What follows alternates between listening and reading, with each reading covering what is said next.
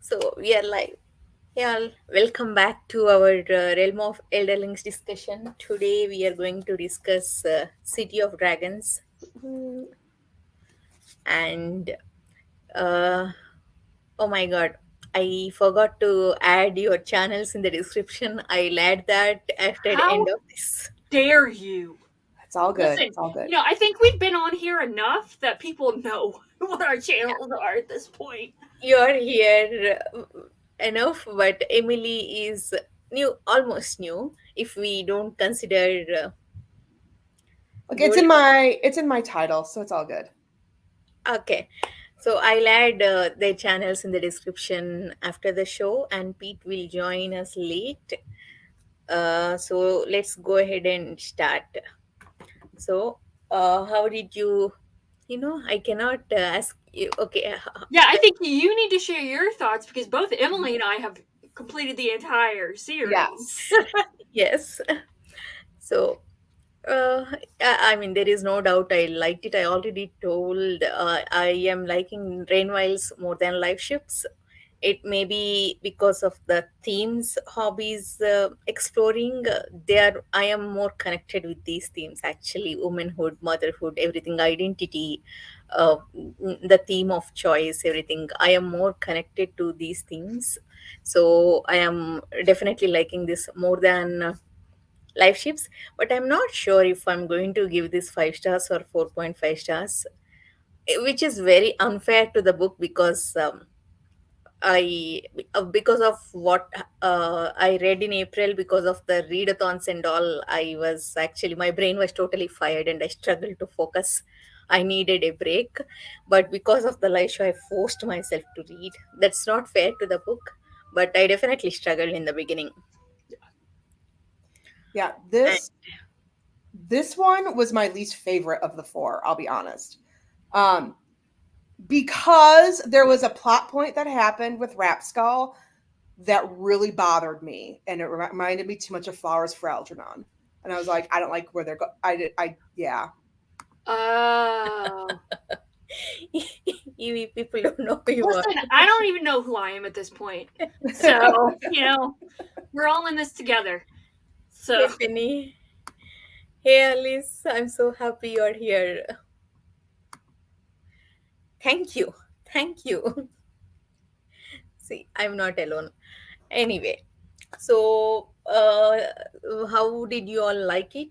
Any non-spoiler you can say? Chat, how did you like it? Is this your most favorite in the series or least favorite? What are your favorite things in this book, and what are your least favorite things?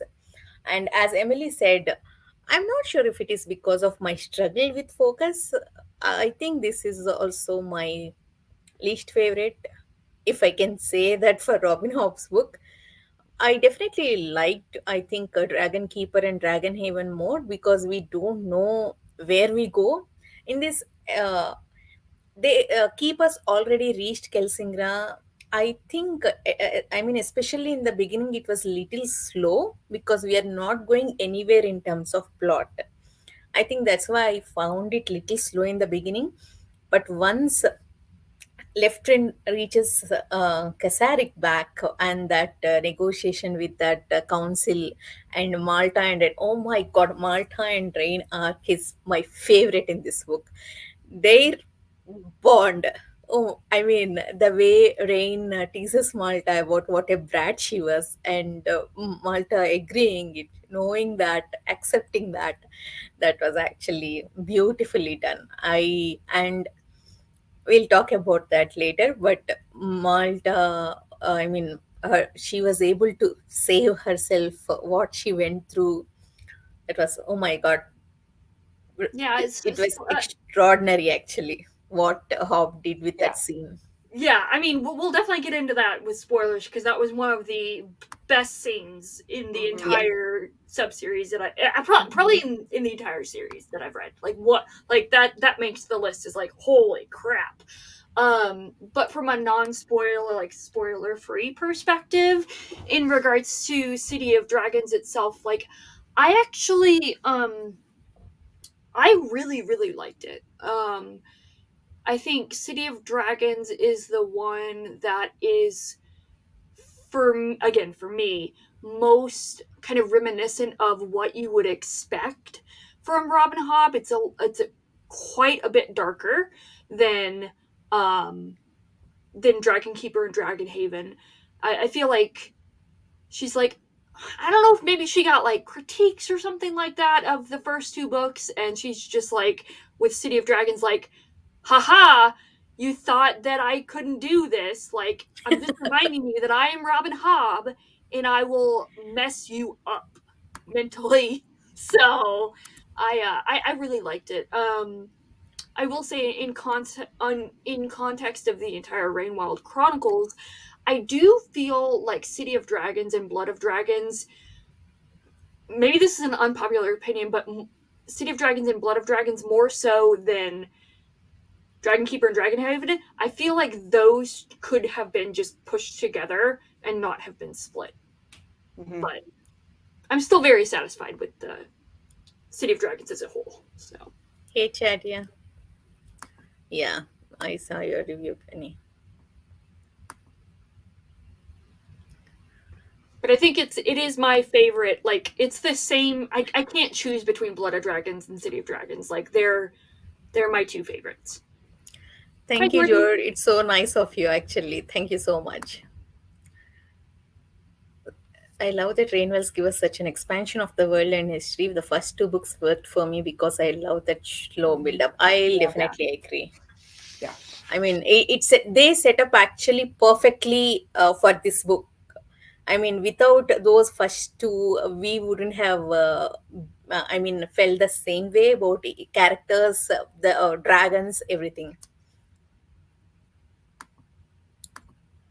And what are your thoughts about Sintara? I want to cover her first and finish her off because she reminded me of these mean girls or any high school movie. This school girl who are arrogant and who look down on others. So she's perfect for that role, and I hated her so much. Oh my god! Especially in the beginning, her she's arrogant and she's very ungrateful. Oh my god. Absolutely, yeah. Yeah. I mean, that's exactly. She's arrogant, ungrateful, like, and it's just it's so frustrating. I She's reported top to of the she's internet top of for the this. food chain, and she knows it. That's You know, Yeah. like We will highlight this comment once Pete is here, Channing. Go ahead. Sorry for interrupting, Evie. Yeah, no. yeah, no worries. Yeah. So I think I don't think she has much of an arc. Like, she's very like stagnant in maintaining like her Mhm. sense of, I don't know, superiority to everybody, although she really has no claim to it, claim to superiority. She thinks just because she is a female dragon, and that she is a dragon, that, like, oh, I don't want to say full of herself, but like, there's a, I don't know, not allegiance, but there's the sense of like being owed, or not owed, but like, she has power, or she should have power because she is a female dragon and she is superior, at least in her mind. Mhm. So, And also, she has taken Taimara for granted as if Mhm. that Taimara owes Sintara something. None of the keepers owe them anything. They are doing it, out of duty. mhm. And I think, well, Rapskull and Hebe, like, they are the perfect representation of what a dragon and their keeper should be, and it should be a partnership and a relationship, not a slave owner, subservient servant master type thing. Emily, your thoughts on Sintara? Please don't tell me you like her, but you can. No, I don't even know what happens to her. I don't remember what happens to her in the next book. I don't know. I kind of had a love-hate relationship with her. Like, I liked her because she was just kind of like, this is who I am, deal. But I also didn't like her because of that. But I think like thinking about the Thymara and Centaur relationship, the reason why they didn't have that partnership like Rapskull and Hebe did is Thymara didn't put up with Centaur's crap. Like she was not like the I'm gonna sing the song for you and tell you how wonderful you are. She's like, I'm here to take care of you and I'm gonna do my duty and that's it. Yep. And Centaura, the reason why they didn't have their relationship is because Centaura didn't like that. She felt like this is what I need. Like you have to give me deference. Yeah. I think most of them like this book better. Chadia like this better. Channing like this better. I am the odd man out. I mean, and Emily. We will talk about Hest. I mean, we will definitely talk about Hess Hest. is We'll get the there. worst. Oh, I hate Hess so much. Listen, I'll just say before we get to as an aside, everyone was like, "Oh, Kyle sucks." Everyone warned me, Kyle oh, sucks. Kenneth is so complex and he's awful. No one warns you about Hess. I How, think like, Hest is he worst. I think Hest is the worst of them because Exactly. he had a good upbringing. Like like he had parents who took care of him. They weren't the greatest, as we saw, but like he was from a privileged family and he's relatively trauma free. My thing is he's knowingly like he is manipulative. Yes. Like and he knows what he's doing. Yes. And that like I hate using the word trigger, but he triggers me because he is so manipulative and narcissistic and anyways, sorry, Centaura. Back to Centaura. Yeah, I think you guys have points. They're both teenagers, but still, it is very difficult, especially when we need some kind of maybe. I mean, it's not like we met them now. It's been like that they have been traveling from like a year or so. But even now, Sintara did not change. I kind of think it's getting worse and worse. I think she's. I'm not. I don't know. It might be unpopular opinion, but I think she's worse than Tintaglia in the beginning. Even though Tintaglia was the same in when we met her in live ships, I kind of understood. She had that purpose. She has to save dragons. She needs their help. She otherwise all serpents will die. That's why she manipulated humans. She kind of try to demand help from them. There is purpose to it. Sorry. So I kind of understand that. But Cynthia, she is basically getting everything done. She's getting clean, she's getting food, getting all the help. But even then, she's acting so ungrateful. Oh my god, those kind of characters actually, even with humans, they bother me. So in the beginning, first chapter or second chapter, it starts with her POV. I was like, oh my god, I cannot handle this attitude. By the way, I see Pete in the chat. Pete. What the heck? He was in funeral actually. Oh. Not someone he knows, but he works for church, I think. Oh. Yes, I agree, Pete. Privileged upbringing does not need good upbringing, but has had a has had because he had that privileged upbringing had a better upbringing than Kenneth at least. Yeah. Yes, Chad, yeah. Hest is like my favorite character. Okay. We are already talking about Hest. Let's finish it off. I was as you said, Hest is like my favorite character. I thought at least we were led to believe he's such a good businessman. He's shrewd. Even at the end of last live show, I said that Hest will come to Kelsingra because now he wants the riches of Kelsingra. He will come as Alice's husband. That was one of my predictions. So I really did not expect that he did not get that thought and his father had to tell him, I was like, what the hell? You were supposed, I mean, you were good for nothing. You were at least supposed to be a good businessman. That's what I loved about that scene was like, Hest, you think he's a good businessman. He's really quite stupid. Like, if it weren't for his dad, he'd be nothing. Well, Go I ahead. think it really shows Hest as someone who solely takes advantage of other people. Mm-hmm. And when he, like with the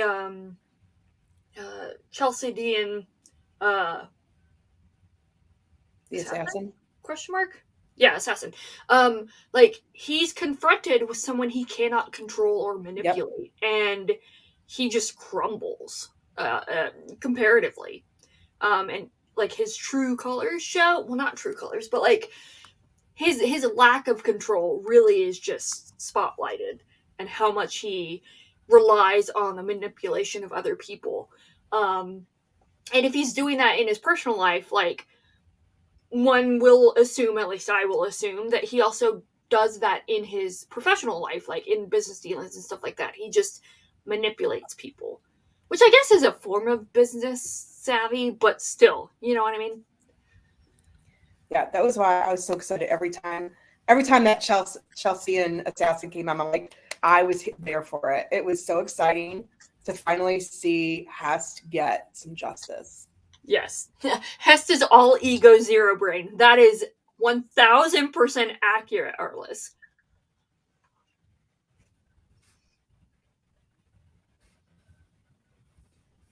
I'm sorry. Instead of talking, instead of talking, I'm typing. Alice, that's actually a good point. We'll come back to it after finishing. We'll Yeah. circle back to Cintera since we moved on. Uh, Pete, you can what you can eat on screen. We don't mind. I Mm, mean, you're on Okay. screen. right. You know, I kind of felt, whether Cedric was the brains behind Hest business success. I mean, because I mean, we most of the time we got only in Cedric's perspective. He was like, I am useless here, but I'm good at what I do. So, and even now, Hesh did not even think about, what it means for Alice to find Kalsangra, and made it. I mean, last book when he announced that he posts all notices that, right, he's not responsible for any debts made by either Cedric or else. I think I mean, I found it funny. I did not expect there to be consequences for his action actually, which is very cool. I really liked that detail. I thought that Hobb did that only to show his character. I did not realize his that thoughtless action will have consequences. I think it will come back to bite him, because now Cedric and Alice both can, this Wington and Rainwells are actually traders. Those uh, those things matter a lot. I think that will. I hope it will come that they will show that as proof, and to say that Hess will have no right. Okay, and in addition to that, I mean, okay, another unpopular opinion, Chadia will say that Hest is my favorite character again.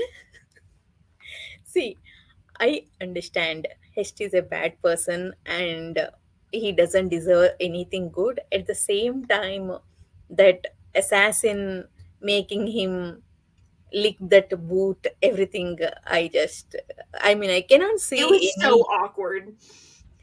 I cannot see any human go through that. So it was definitely, I was like, please don't, please don't. I don't want anyone to. Yes, Hess is bad, but I don't want him to go through that kind of thing.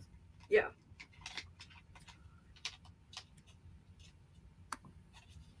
I mean, it was a very overt scene to show um um how much lack of control hashtag Yeah. in that moment. I mean, So that's, yeah. And the worst part is, even after, irrespective of what happened, he did not change. We yeah, see him with Redding in that boat ride. He was like, same. He was like, I cannot manipulate this guy. Once I got back Cedric, I'll put him in place, and I'll let this man go. He was like, he is still in that manipulating Cedric brain. At the same time, he was so angry, he cannot do anything about that assassin. He wants to do whatever he has been to Cedric. It's yeah, like, horrible person. yeah. It's this kind of I think maybe just like having someone show him that he cannot be in control and manipulate people just reinforce um that that aspect of him, and so he like basically wanted to overcompensate. It's like I gotta make sure that like people know that I have power and I can be in control, um and even for himself in a way that he wanted to like make sure that actually he can still be in control of a situation even though he's not in control in when it relates to the Chalcedean, if that makes sense. I say if that makes sense a lot, sorry.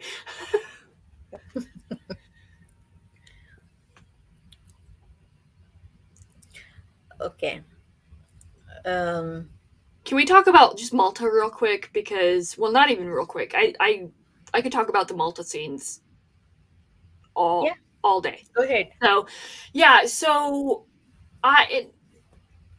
going back to live ships, I was so frustrated with Malta, but she already had a little bit of a character arc, and I grew to really appreciate her by the end of live ships. Hi, Pete. Um, but even if you didn't like Malta in live ships, I think if you did not love Malta by the end of City of Dragons, particularly with the birth scene and her killing the Chalcedean, like you are not my friend.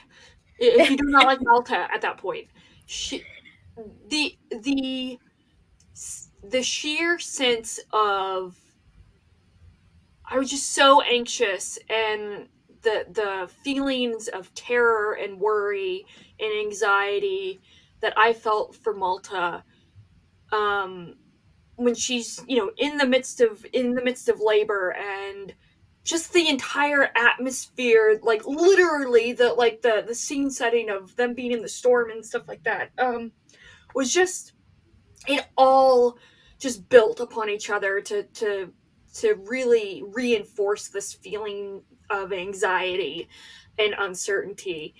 And when she gives birth to the child, and then like she knows she's given birth, and she slowly moves her leg to make sure she's not gonna like hurt the child, and she just murders the crap out of the guy. That was genuinely the one of the most amazing scenes I've ever read. One of the most powerful scenes, actually, Yes. that shows the strength of, a mother, actually, Yeah. what she's capable of doing to for the survival of her child, Yeah. actually.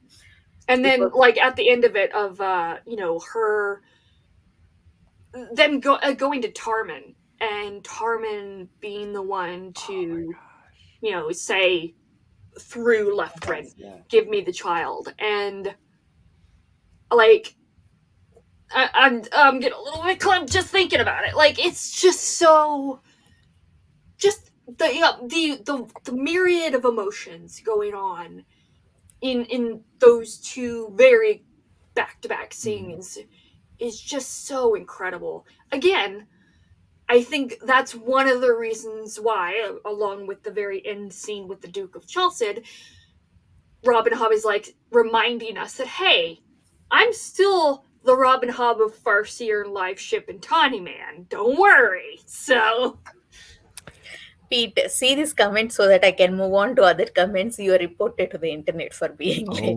no. I mean, I could tell you why, but I don't. Yeah, it's fine. I had other things that were happening that, they just happened. And I didn't want to turn this into a mukbang, so What's a mukbang? where a bunch of people eat on camera in a very sloppily way. I mean, that's me every day, man. We But good? like, it's good. I don't know. I just didn't want to be getting anything everywhere in my bedroom. It's. There's a number of different factors. Okay, coming back to Malta, I have to confess something. I cheated here. I was so anxious, my heart was ready to explode. So I skipped to the end of chapter. I read that ended. What? What? I mean, I It's did. okay. that shows how anxiety inducing that scene the setup was. It's I was okay, like, Nitha. I sometimes peek at the back of books when my anxiety is really bad. I sometimes will peek at the back of the book to be like, okay, this will work out. Now I can go back and read. I was like, It's I okay. will die if something happens there. I will. I mean, I cannot handle it if they Mm-hmm. take the child away or something happens there. I need to know. So I read the chapter ending. I mean, it was like she comes out to storm with babe wrapped in her hands. Then I went back and read that scene. I was like, oh my god, I brilliantly written. was I was terrified that Hobb was gonna go like full grimdark and have them take the baby, kill Malta, and take her body with them. I was like, this is a legitimate possibility that they do this. Hobb, you are a terrible person if you do this. Yeah. Because I mean, she was setting it up because it's like, Yeah. oh, like Mhm. you can take them. They have this, stuff or whatever. And and Fail. none of that, and nowhere in the that during that bus scene we felt that it's a convenience or it's too easy or something. It everything makes sense actually. Mm-hmm. Yeah. That was Even beautiful. even Rain leaving her in the middle of a storm. Like, I think that was the closest thing to being a plot convenience. But with Malta's character, it makes a lot of sense for her to stubbornly push Rain and be like, I'll be fine. Yeah. Yeah, Yeah. It's not out of character for her. Mm-hmm. but Or for Rain to say, okay, I will, do this or whatever. but I was like, why would you send the person away? I don't understand. While reading books, sometimes people, I mean, even in movies, many TV shows I watch, people act like, no, no, no, I'm fine, you go, like that. I'm completely opposite. If I'm sick, you can't go anywhere. I need that, you know, attention. I was like, Mm-hmm. I need you to take care of me. So I cannot connect. I was like, why can't you Mm-hmm. accept his help? I think a lot of it has to do with how she had, because she just needed more news. And I think that was the most important thing to her over her own health. Like, she didn't think the baby was going to come soon. Like, she was just like, I need to know what is going on. And that incessant just need to like the whole trader back. Like, it, yeah. Yeah. There's, yeah. Oh, hi. Yep. It was good. Well, since you didn't get a chance to answer, Pete, since you were late, Eating. what? Yeah. Yeah. I'm Self just care. what were your overall thoughts of City of Dragons? Like, I think there were definitely things in there that I was expecting that didn't happen, and I'm okay with that, right? And the things that we got, like the things that I was really looking forward to, which was the political situation when Leftrin got back to Kasserek, was like there in spades and was amazing. My favorite, like the birth scene comes really close, but I think my favorite chapter in this scene was Leftrin talking to the council. Mm-hmm. Like, I thought that entire chapter was absolutely brilliant. And she pulled a lot of these threads together in a way that was just like super, super engaging for me specifically, and started like spinning all these plates in my mind with everything that she was writing. It was just, I like political fantasy, guys. Yeah. That was chapter 9, right? I think so. I don't quite remember. And another scene actually, chapter 14, where his father was telling him what to do. That was I was also gaping with my mouth open, literally. I was like, I mean, I was more surprised his did not realize that, but at the same time, the business sense of his father. I love political fantasy as well. I was like that planning, that what to do and all. Yeah, smart dad came in the room and Hest was like, "You're stupid." I'm like, Yeah, even Hest. we are discussing City of Dragons, which is third book in RainWild Chronicles, and we are also is in the middle of spoilers actually. Mhm. I am also looking forward to seeing Hest fall flat on his face, because so looking at what we know about the contracts and stuff, I think that there's a definitive possibility that Hest actually has zero claim on any of the spoils, quote unquote, rather than the 15th they've kind of like pulled out of their rear. Um, so I think that Hest's proclivities will definitely be either threatened. There's definitely some things that are like out there, like possibilities of pressure points, and then they discovered Kelsingra after Hest sent out the whole "I'm not responsible for any of their debts," which could be said to be Yeah, a severance of employment. Like, I don't think he has a claim. that's exactly what I said. It will come back to bite him. Mm-hmm. So let's move on to the main topic actually, Selden. Oh my god. Initially I was so angry with Tintaglia because Selden was in this position because of Tintaglia. She's the one who changed him, but she Yeah. left him. But now Tintaglia is also like dying. I mean, if she doesn't get help, she'll die. I am sad at that. At the same time, I was angry initially.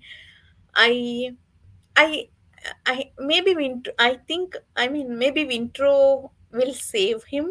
That's what I thought, but they won't come on Chalcidian waters. Mm-hmm. So I'm not sure who will save him. So I have to admit that one of my as I was reading City of Dragons, um, which correct me if I'm mistaken, but I'm pretty sure Selden first shows up in City of Dragons in this subseries, correct? Okay, yes. So I'm like, what the hell? What does he have to do with anything? It just felt like completely it was jarring, like getting the Selden perspective, because I had no idea what the hell was going on.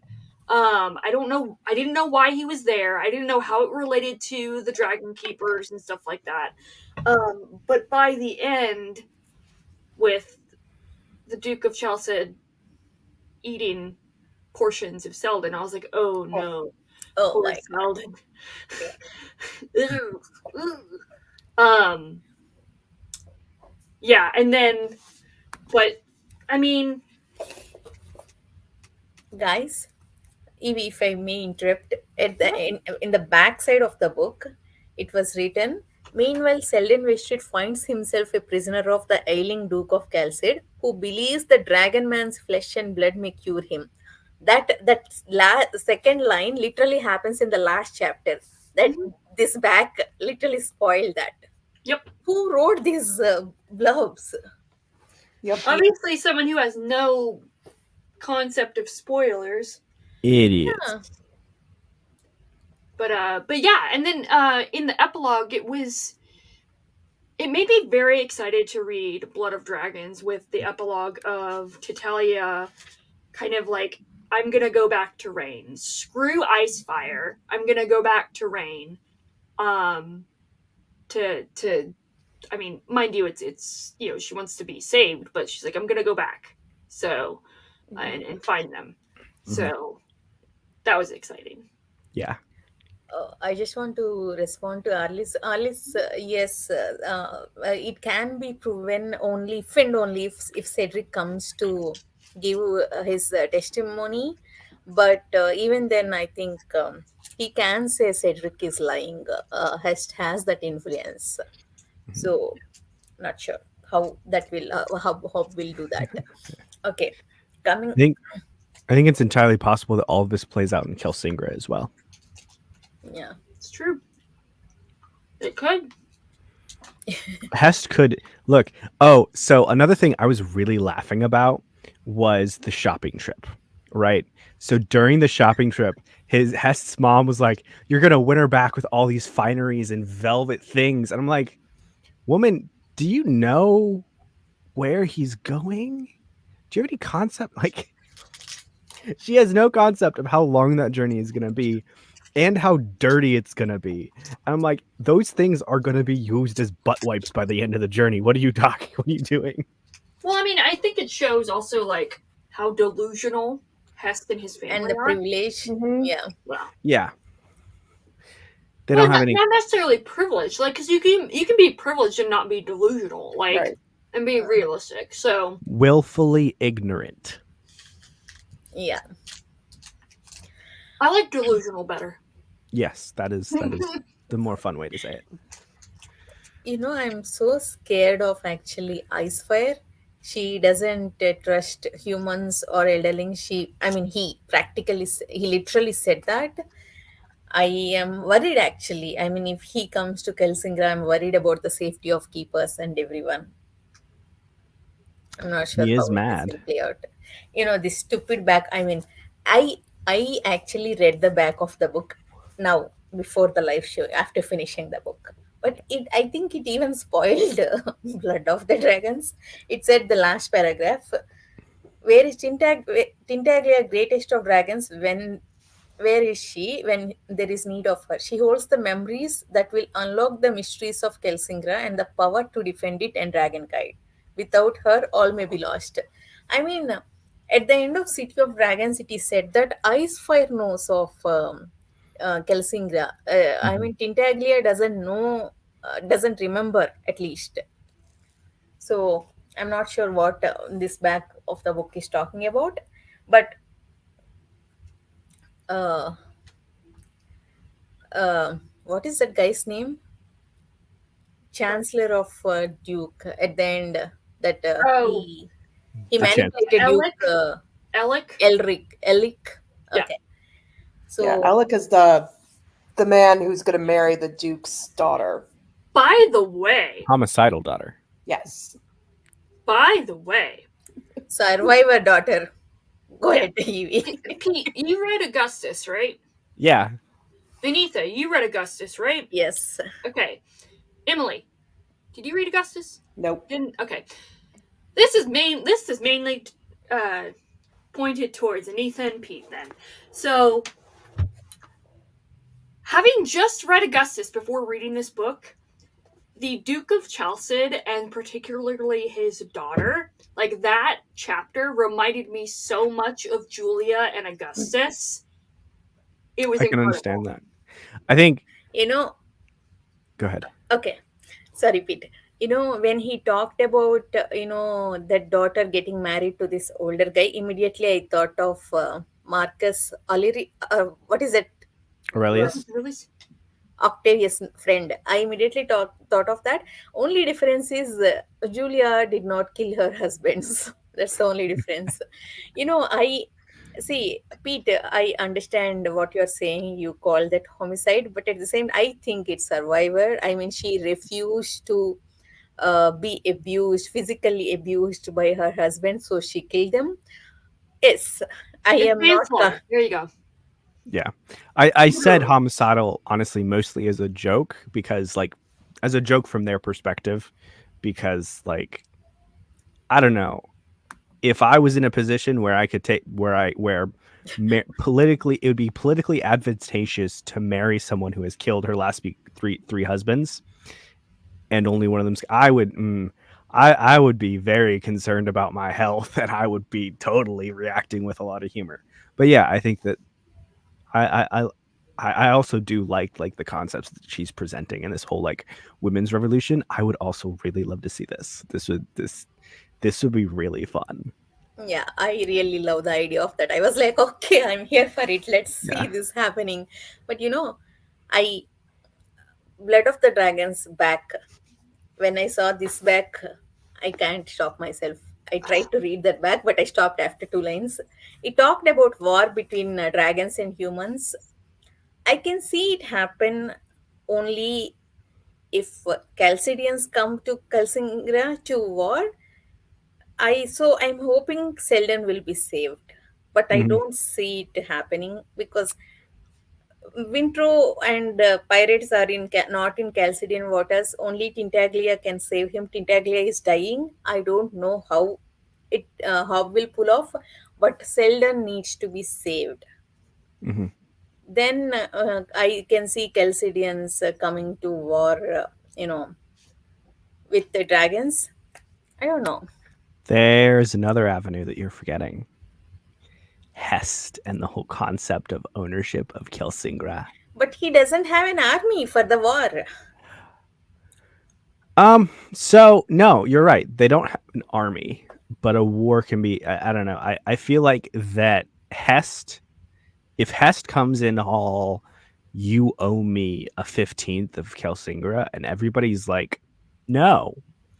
Um and Tintaglia just, I don't want to deal with him. I'm just gonna eat him. That could be considered a quote unquote declaration of war to a certain extent, and there could be some pretty like heavy blowbacks. I don't know what they'll be, but I think your idea of the whole Chalcidians going after the dragons is probably more likely. Who do you think own that blue barge following Lieutenant's Mhm. Darman?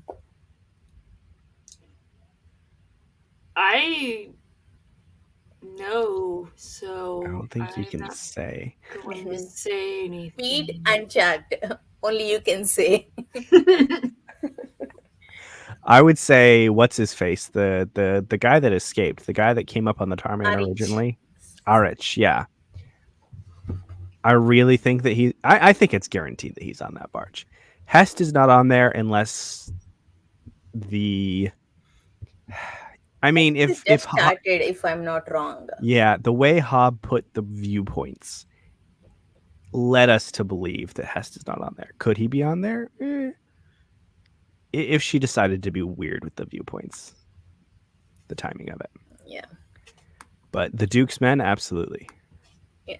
Tintaglia is coming for rain. She's coming to Trehag, and Heshti is coming to Trehag. There is one convergence, Mm-hmm. and I think Icefire will come to Kelsingra if Tintaglia leaves before him. I don't know what happens there. I'm super worried. Have in the first scene itself, when Tintaglia and Icefire were attacked by Chalcidian army, the way Icefire behaving, have you got this vibe of misogynistic man, or is it only me? Yeah, For Icefire, yeah, he's. Oh my god. I will just say what Robin Hobb. This is hopeful.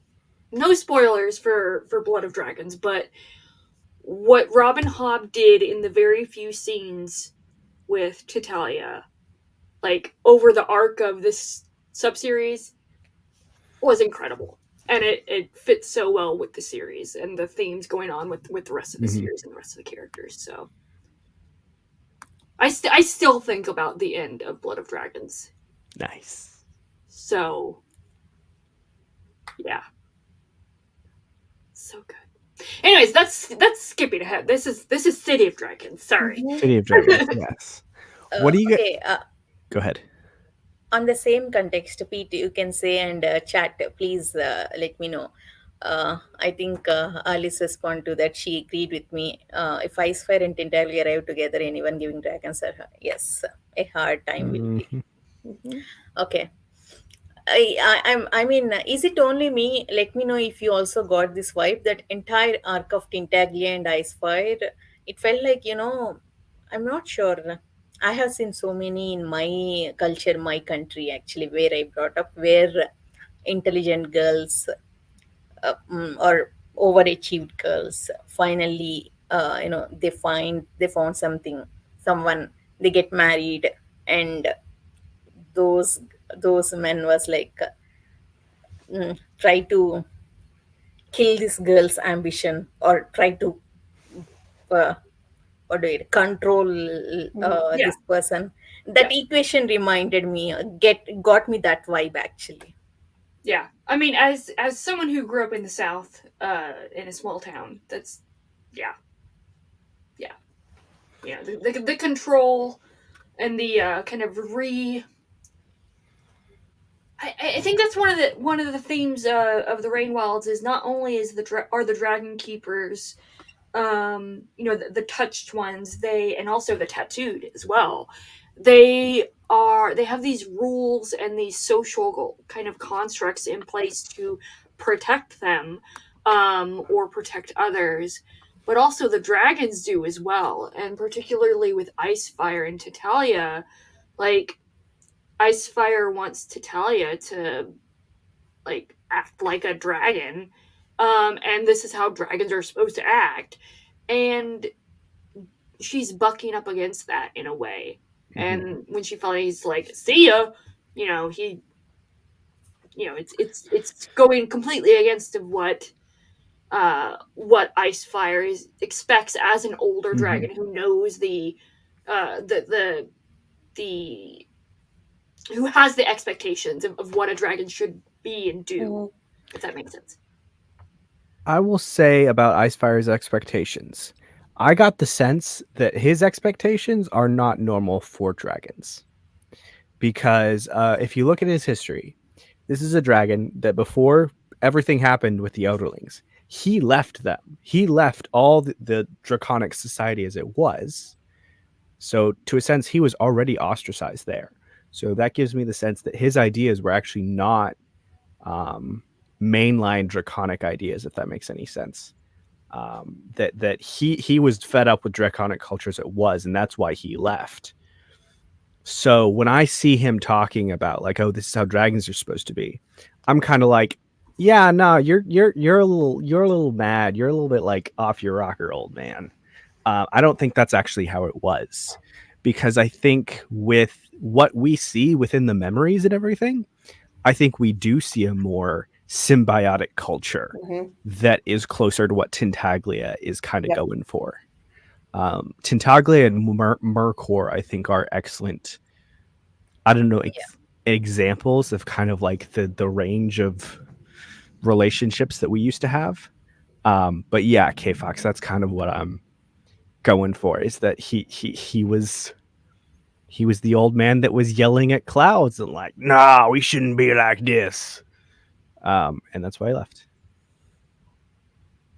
Emily, do you have anything to add to that? No, I was going to say just basically the same thing. Like when you just the history that we know so far of Kalsingra and the Elderlings of the Dragons, it was more of a mutual, like they both needed each other for Mhm. survival, and it was more of a mutual respect kind of relationship. Mhm.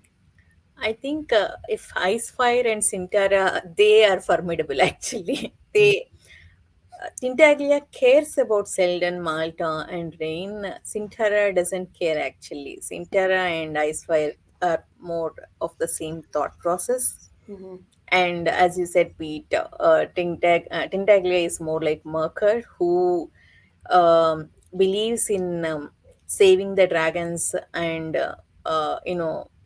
who works towards some future, some Mhm. purpose. Yep. And yes, I agree, Chad. Yeah.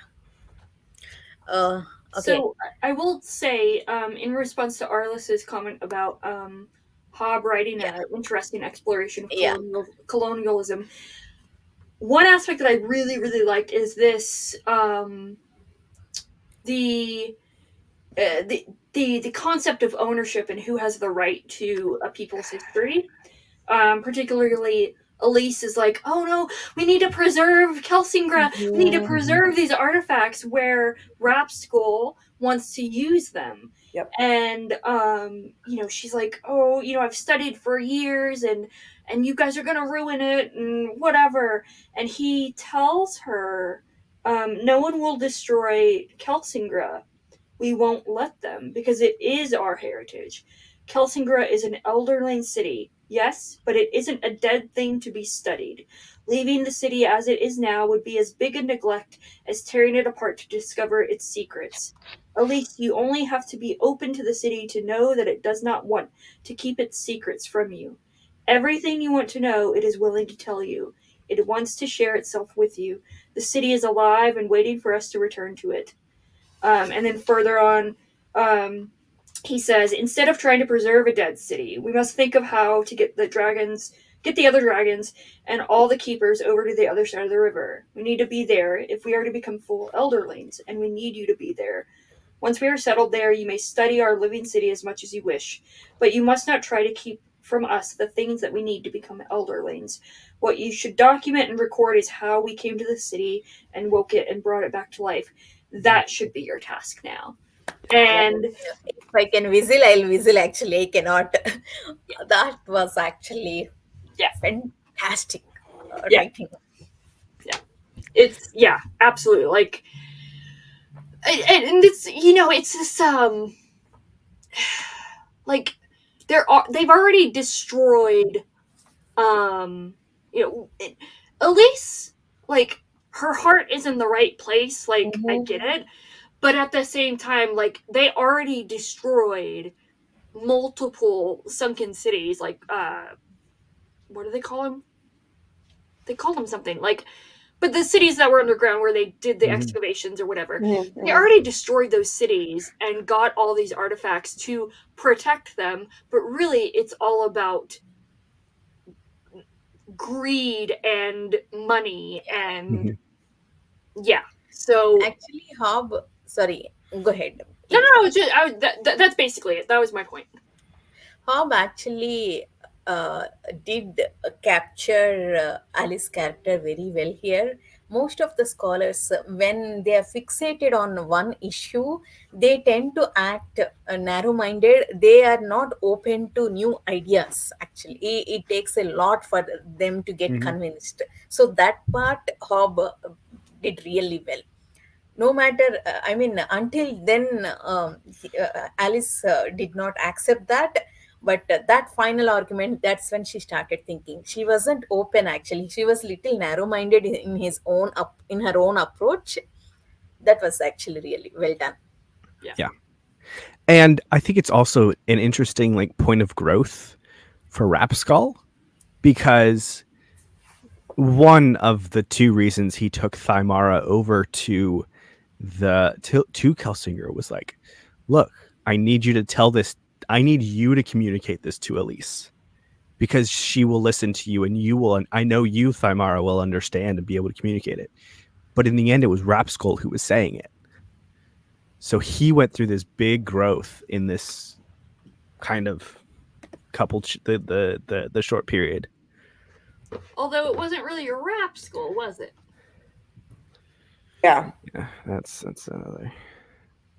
Anyways, Emily, I feel like Pete and I have been gabbing, and what are It's your all thoughts? good. It's all good because again, I'm all like stuffy, congested. I'm like listening, and if I need to interject, I will. Just like All raise good. your hand and be like, "Hey, Yeah. shut up! Let me All talk." good. It's all good. You know, I am not a big fan of Tats, actually, and Timara doesn't owe him anything. But in that, when we were we got his POV, I kind of felt sad for him, Mhm. actually. Yeah. I think So Hobb is brilliant in showing how each person affects. Go Yeah, ahead, because Emily. in that okay, yeah. conversation, in that initial conversation, Elise is talking to Tats, and Tats is like, his inner monologue is like, "Well, I'm not a RainWild traitor. I'm not part of the family, so I have no claim to this anyways." So he has nothing. Like, he's kind of not even in limbo. He has no claim to anything, especially with his family were slaves. And I'm finally finding my place here, yeah, but I'm an outsider. Is that why Tamara did not accept me? That thought, oh my god, nobody should Mhm. feel that way. yeah. Absolutely. Emily, in the beginning, you said that you have one issue with something with the Rapskull storyline. Yes. Yeah, and so like I hated the fact that he basically became I don't know, like that Teletor kind of that personality change with Teletor happened. And to me, that reminded me a whole lot of Flowers for Algernon. And like what I love, like there's in RainWild Chronicles, there's so many themes that I see for people with disabilities, like, and having worked with adults with disabilities for 7 years, I'm a special education teacher. It's my 12th year of teaching. Like, Mhm. what I loved about Thick in Tawny Man is that Thick was just allowed to be, and no one tried to change him. He didn't have to be any different. He just was. And Rapskull changed in a way, like his, like, yes, they're going to change because they're becoming elderlings, right? But like Sarmara's personality is not distinctly changing. Who Mhm. she is not distinctly changing. Rapskull is, and that bothered me. Um, Uh, Well, Maybe it's because of him spending more time with that memories. Maybe yes, some it past for elderly sure is is. influencing him. I mean, that's how I understood it It actually. it for sure is, and like on one hand, it's like it. On one hand, we're told this is not a good thing because he's drowning in the memories, right?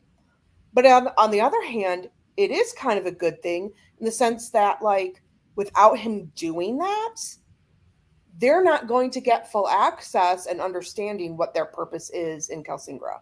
Mhm. well, that too, like, setting aside like plot, and story necessities for. Hi, Derri. Oh, Hello. you cut your hair. You cut your hair. Yeah. Yeah. Uh, putting that aside, I think I if I recall correctly, we talked about like Rapskull's kind of innocence in a way Mm-hmm. previously, and I guess you could argue either way, but I feel like it was Rapskull's choice, and he was purely in control, and he had the agency to go into the memories to begin with, and to Mhm. continue that kind of, I don't want to say relationship, but like that transformation. There we go. Mhm. Right. And you could argue that like, oh, the memories were taking advantage of him or whatever. Well, But right. Well, and I Perfect agree that it timing. was his choice, but did Ratskill he? deliberately chose what sort of person he wanted to be, and he argues that point later in the book, I think with Tats, who was very offended, that's what he chose, and it was a deliberate action. It's not that he is reacting differently to the memories. It's that he has deliberately sought out the sort of memories he wants and the parts of a personality that he chooses to be. All of Rapscal's choices in the city are very deliberate, and I push back against the fact that there's any sort of um, uh, neurological shortcoming that somehow is being fixed in Rapskull. He knows who he is. He always has, and he's always accepted who he is. And when he finds the city and he finds this means to take on aspects of the elderlings, he goes about it in a very deliberate way. He knows exactly what he's doing. And to take those choices off him, if anything, would be more of a detraction of self, what is the word? Agency. Agent, thank you. Yes. And so my issue then becomes that he and Teletor, because I don't like Teletor. Teletor is not a very nice person. He and Teletor both together, and then we add Tats into the conversation. All of them want Taimara to be somebody that suits them. Mhm. And Taimara's over here going, can you guys just leave me alone? I have stuff I want to do. So, yeah, there's a lot of choice being made by Rapscal around identity. He has far more agency than people realize, I think. But Well, what were there's you going to something say, else Emily? that I was wondering, because like I said, I looked through my notes last night. So when Thymara, and so this is the question that popped up last night. So when Thymara finally, I mean, she does sleep with Rapskull, and in that moment, that before that happens, she's like, "I feel beautiful now." That had me kind of wondering, like, to me, that was what tipped her into saying, "Okay, this is the time now for this." Like, that I was kind of wondering, like, is Rapskull just, he was there, it was the right time, like he was there, that happened to be at the right time, right place. Whereas if Tats happened to be there and she was feeling beautiful in that moment, she would have slept with Tats first. Yeah, Yeah. it was Okay, absolutely. I was making sure I about remember her. right. And I didn't Yeah. catch that before. I was just like, oh, Yeah. that's why this happened. That's And exactly what I yeah. felt. It's just being there when, I mean, it's about Taimara. It's always for her Right. about how she felt, whether she was ready. When at that moment, actually, when she she was was ready, feeling good she about chose. herself. Yeah. Yeah. At And the end, that even she if he says that. got offended about it, they can just bugger right off. Nothing to do. Yes. Well, and then another reason why I also, this is my least favorite of the four, is a whole Tat's reaction to it, and that whole conversation with Carson and him not getting, like, Yes. all the problems that you have with Thymara is what she had with you, and Yeah. it's the whole, that double standard. And I was like, Tats, I don't like you anymore. I used to like you, and now I just, you're annoying. Yeah, I'm going to reiterate, because I'm sorry, Anita, but I'm going to reiterate, which I think I said these almost exact words in the last discussion. Carson is a wonder. I love Carson. I love Carson's Carson. an amazing. He is so self-assured and so, like, confident in himself, and he knows himself. He knows, like, his vision of the world. He does not pull punches. So when he gives Tats a talking to, I'm like, yes, Carson. Yeah. Yeah. Great. Yeah. I marked that actually. Yeah, that scene actually when Dad said that actually. Couldn't she have told me about it, warned me, or given me a chance to do better before she chose him or something? When he said that, I thought about it actually. Don't think, I mean, like she's doing something to you. And Carson exactly says that, they just happen. You're talking as if her being with him, if she's with him, is something that she's doing to you. Now, I'm not trying to hurt your feelings, but chances are that you did not figure at all in her decision. When you decided to be with Jed, did you stop to wonder what Taimara would think of it? Or Rascal or That's Workin? exactly right. I mean, Yeah. that was, oh my God. I was like, thank you, Carson. I was like, thank you, Hobb. Thank you. I mean, it's unfortunate that, I mean, it is a great representation of what women unfortunately commonly go through, and more frequently than not is like going to a bar. Like, if I were to go to a bar with some of my girlfriends and someone would start hitting on me, they would not, like, no means no. Yeah. And they don't listen to that unless you pull out the I'm married, I have a boyfriend card, I have a husband card. It's only and as it relates to other men. Yeah, they're not respecting that you have said no as an individual. They're going to respect that you belong to another man. Yeah. Rather than you get to make that choice for yourself. And that's so common. I think that's one of the great thematic explorations here is women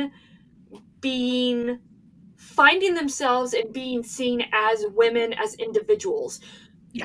And also men as well, and also non-binary people, just people being seen as themselves and not in relation to other people. Like their identity, their value is not dependent upon somebody else, Mhm. which is Hobb, yeah, amazing. the way Hobb explored that theme, actually, that theme of choice, that actually brilliantly done in Rainwilds. I was like, I mean, I cannot tell you. I mean, my I cannot put it in words. I mean, I was eternally grateful to Hobb, the way she explored Taimara.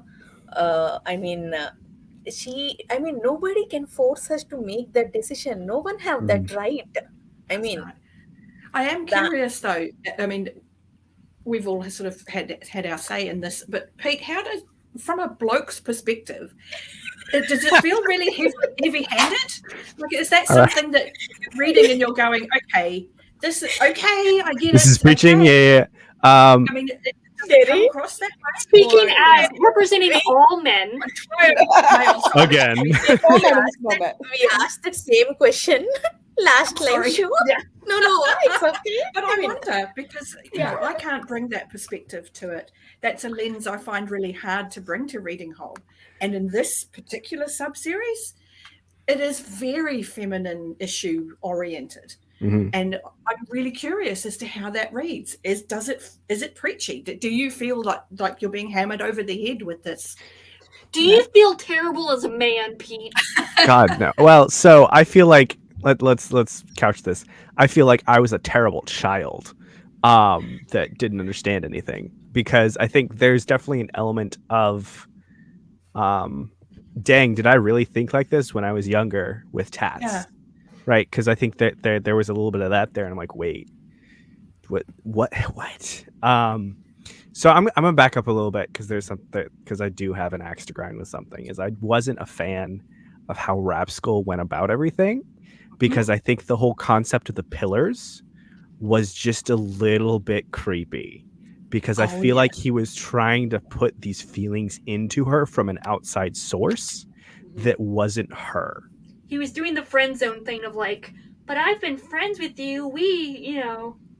You Well, owe if me. Not anything, even. he was saying, but you're my soulmate that I've been waiting Yeah. for in Yep. this new body. Be my soulmate. Yep. And But while the she previous wasn't. couple were, she's not that person. Exactly. It was. Yeah. I was not. I was just not comfortable with the pillar Mm. stuff at all. I was like, this is. Yep. No. Yeah. And I think initially with Thymara and Rapskull coupling up after the baths and everything like that, initially I was not comfortable with that. And after listening to you guys talk and kind of just thinking back on those scenes, I think Hobb did an excellent job of writing it in a way that those scenes felt like Thymara. Right. Yes. It didn't feel like she was sitting there with this presence in the back of her mind with these memories. There were one or two points where I was like, but for the most part, it still felt like Thymara was still making this decision. And that was really well written. So Yeah. I still go back to the whole pillars. It's very creepy, and I don't like Rapskull for doing that at all. Thymara's body, Thymara's choice. Yeah. You can also carry that back and go, okay, Rapskull took the choice to, you know, take in those aspects of Talator because that's who he wanted to be. And the creep factor really is that Talator and I can't remember the woman's name at the time. Amarinda. They've put themselves into the pillars with that very thing in mind, that their personalities will overcome the next lot of elderlings that come through. And that's the creepy bit, because I don't think Rapskull was being consciously decisive about that. I think that he was just doing what he felt these aspects of him needed.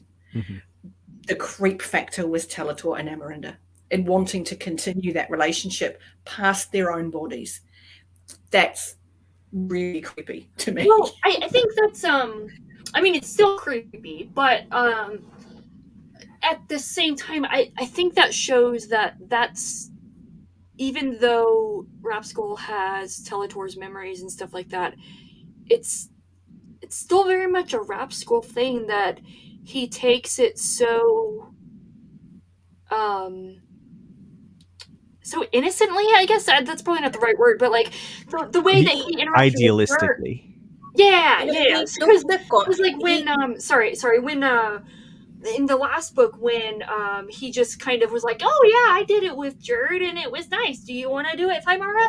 Like it gives me that same like feeling of like, oh, this, you know, Teletor, this is his Yeah, I soulmate. liked this. It was He great. should be my soulmate. Okay. So it just Mhm. it is still Yeah. creepy, but at the same time, like it feels very much like a rap Mhm. school thing of taking things very innocently, Mhm. and I don't know if that makes sense, but I felt choice is still his, but that confidence and the way he approached it, that he took from Teletor. That's how I Yes, felt. yes, that's a great point. Yeah, he did bring that from Teletor. I also liked too the fact that selfishness that we see in Teletor and Amarinda, they're very human qualities. You know, we've had to this point this concept that elderlings are somehow better or above or beyond those things, these petty human selfishness and Ah, jealousies. So to finally get that when we see Teletor and Amarinda, it kind of brings the elderlings closer to the story because you reminded that they're still people. They still have these parts to their characters. They weren't some kind of godlike being that are just better than everybody else. Again, you know, up until the dragons were being interacted with daily, everyone was like, oh, dragons. And then they met dragons and they were like, oh, dragons. Okay. And we just finally get that with the pillars, and we get Talator and Amarinda, that suddenly they're just as flawed. Mhm. And I really liked that discovery, that making them relatable. I mean that you're completely right, Arliss. So But I think so with Hobb writing how she is and kind of like segueing into my thoughts on Tats and that whole conversation with Tats and Carson, I think she does a good job of showing you these teenagers making stupid decisions, but also trying to help show you how those teenagers can Yeah. grow past these bad decisions. And I think there's a lot of YA out there that doesn't show you those teenagers growing past the bad decisions. It just sort of shows the consequences. Quite Yeah. so. Yeah, they might have Monumental. they might have the consequences, but like they don't show what the next step is. And I think that's super important, especially if you're, I don't know, if you're reading a YA as a teenager, I feel like there should be a representative. Oh, here's the next step. Yeah, you can identify with this person, but guess what? You can be better than them. Maturity. It happens. well, I think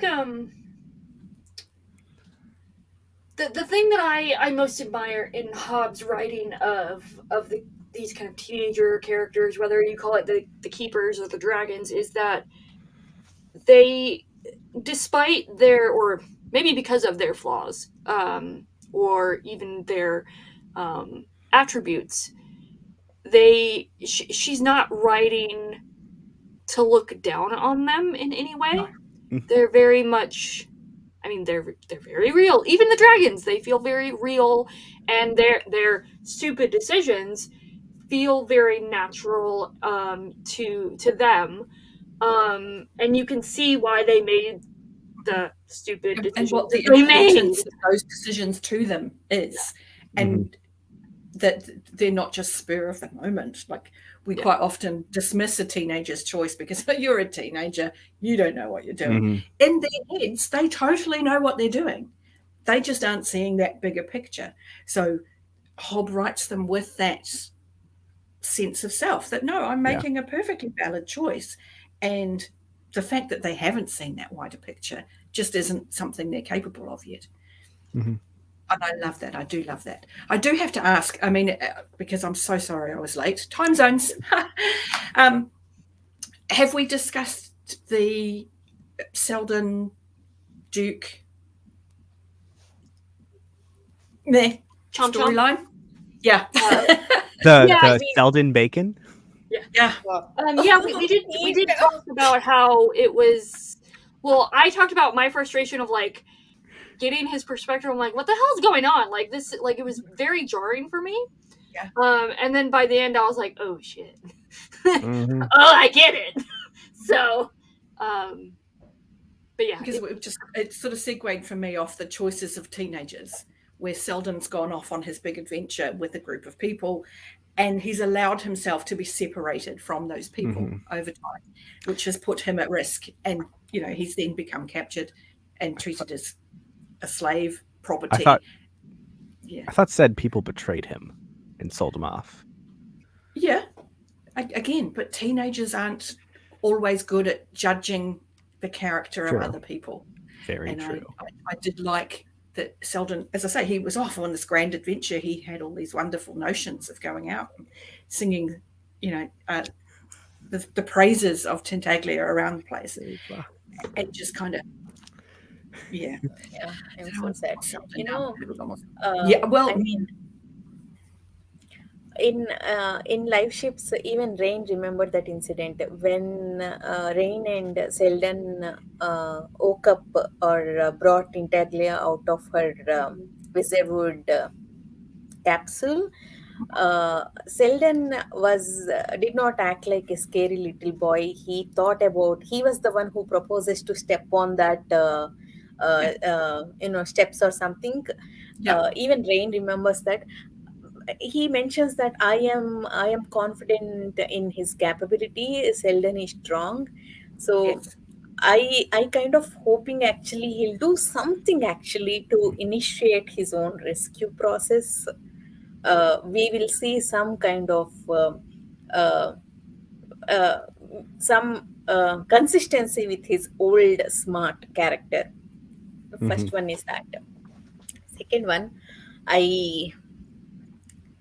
it has to happen. He has to be saved actually. Otherwise, Anita's going to riot. Fair. I have a thought. Oh, do share. So, Anita, you were talking about the black stones underneath the throne? Yeah. And how something that was specifically mentioned in this book about how the draconic servants, aka the elderlings, use the black stones for transport. What if Selden just gets into the throne room and is like, bye? If he's, I mean, see, the pillar is not there. Only tiles were there. In the pillar place, actually, throne is there. I don't know if that scale pillar is in working. That is in working condition or not. Entire magic part thing. It's true. But he could reawaken it. Because from what I understood, they kind of just took the pillars and just like laid them on top of some elderling bodies and just built the entirety of the throne room around that. Like they're in the floor, but they're still like on the surface. They kind of just like rubbed them down and stuff. I mean, we did see it in 20 Man. So yeah. Bye, Evie. Sorry, Evie has to go.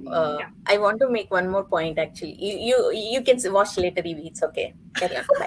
I mean, if it's gonna take 5 minutes, I'll listen. So. I want to talk about Tilleman and the theme of immigration. Yes. Here, actually, okay. I am very biased actually. I am an immigrant in Canada, and most of my friends and family are immigrants in US. So just to make sure, Tillman was Rain's younger sister, right? Yes. Okay. Was made to feel like a stranger in her own home. Exactly. That was like that kind of gave me window to what people feel. I'm not saying I don't want to get into any politics here, but I like the way Hobb explored both sides of it here. As an immigrant, how that's felt, and as a person who was mocked and teased by an immigrant in Tilleman. Both sides, Hobb did a fantastic job actually. She got us that window to see both sides. She got us that perspectives. Yeah. And That I she's think able to show you a shift in society Mhm. so clearly through just that one perspective. It's Mhm. And I think it's interesting that you saw Tillman through like the immigrant perspective, whereas with me, I saw that as reading it through people with disability perspective. And when she Yeah. talks about how she is so shunned and that now she doesn't even go out in society anymore because she is so shunned, because she's so Yeah. marked. Like she can't when avoid you the like, focus. I have a student who at like her mom has said she doesn't want to go out because she's afraid of being made fun of Yeah. because she looks different. And like I will never forget when I first started working with adults with disabilities. It was at, they called it sheltered workshops. It's now like it's now called community day program. This is early 2000s, and I'm from the south suburbs of Chicago. And I walked in to this, it was a factory floor, and it was like 300 people we served. And I was like, Wow. where do these, where did they Where all do you come come from? Like, from? I don't see them in society because they stay at home. They don't Yeah. go out. Mhm. And so her perspective, I was like, that's that, like that they're so cut off from society because they don't have access, they don't have the funds, they don't have transportation, they have no one to go out with them, or when they go out, they're afraid that someone's going to say something to them. Yeah. Because they're so Or do visible, something to them. because they Words. stand out. Yes. Yeah. So Wow, I never even thought that's of interesting that. how like you read Yes. that perspective and I saw that perspective in it. That's a fantastic. And that's what makes Hobb so good. Oh, absolutely. What you can bring Mhm. to it is just phenomenal. The meaning is Layers like an onion. there. Peel them off. When, With that when said, I, I'm going to drop. Thank you for letting me join. Bye, Evie. Thank you for coming. When she was actually introduced, I thought somehow I thought she was an elder sister, or somehow I thought she was maybe elder, like 30 Yeah. plus or something. But at the end, she was almost like Scully age. Yeah, She's she was much a really young woman. yeah. And finally, she found the freedom to be herself without Mhm. veil. That, I mean, this entire series, that is strong actually. That theme of choice and freedom. Yeah. I liked in this situation with Tillamoon is Rain thought that she was happy Yeah, until he saw her happy. And so what I took from that was even people who love you, who care about you deeply, who know you really well, are not going to recognize if something isn't right with you. Mhm. You've really got to demand that for yourself, as Tillamoon did, where she's gone, well, too bad, I'm coming. yeah, You don't actually get to choose that for me. I'm doing this for me. Mhm. yeah, And then he sees her begin to flourish because she feels valued. And he has that moment of guilt that I didn't realize how unhappy she was. I didn't notice how badly this had affected her. Mhm. And like so much of Hobb, it makes you reassess yourself as a person and go, should I be paying more attention to the people I care about around me? And yeah, I loved that. K Fox has to use a cane sometimes, and she avoids going out as much as possible. So I very much agree with saying in that way. Yeah. So sorry, K Fox. Yeah. I mean, as humans, actually, by default, if we don't have that experience, if we don't have that lens, if we don't have that perspective, we don't understand, and we tend to be cruel without, I mean, Yeah. Without unintentionally intention. sometimes. Mhm. Yeah. Sometimes it takes effort to be kind to others. So Yeah. it's very important, if we don't have any personal experience, through books we get this perspective, we get this understanding, we get to see others, what other person, when in this situation, what that other person is seeing. Books give that kind of lenses actually. Yeah. No, I agree with that. And Hobb does it with such grace that everybody has that agency and you get that without it feeling preachy. Like I never feel like I'm being sort of browbeaten with be a better person. But I do finish the books thinking, yeah, I could be better at that. And there's not a lot of authors that can walk that line. So that's certainly something to enjoy about these books. And when we have these discussions, to get that other lenses that I just didn't even think to apply, as you were saying, Emily, it never occurred to me to see Tillamon's story in that light. And I'm sitting here and my brain's sort of in the back here processing, going, oh yeah, because that'll relate to that, and this will relate to that. And it would definitely be part of the lens I use the next time I come through the RainWild Chronicles, because that's a completely valid lens to look at it through. It's remarkable how well it lends itself to that. Did we cover all characters? We finished it fast this time. We did. I have a question, though, to kind of a theme question. So, what do you guys think about the themes of secession? Not secession. Like successors. Like the handing off to the next kind of generation that I feel like is in every storyline here, because I think starting with the Chalcedean Duke, you have him refusing to hand off the reins to his daughter, even though she's probably the best choice. Well, at this point, she's his only choice. She's his the only choice, exactly. But he's resisting it so hard because he refuses to recognize that he's not going to be there in the future, and thus doesn't make any plans for it until his chancellor comes to him.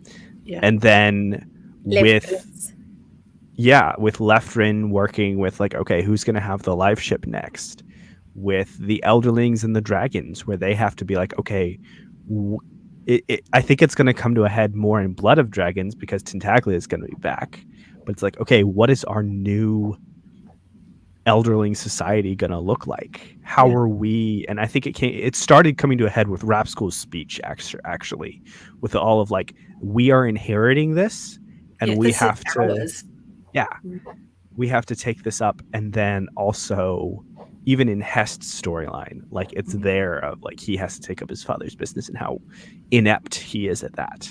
Yeah.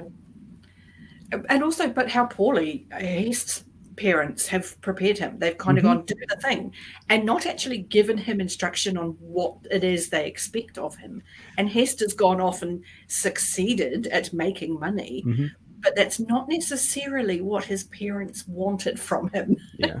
And so he's coming to terms now with the fact that actually he's not as savvy a trader as he thought he was. Although obviously hell will freeze over before Hest admits that.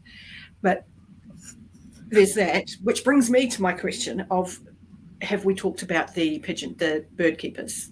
Yes, that's there too. We haven't. Yeah. Because God, we totally forgot about talking about bird keepers. Yeah. Bird keepers are amazing. There you go. Madison's waving for an invite. Come join.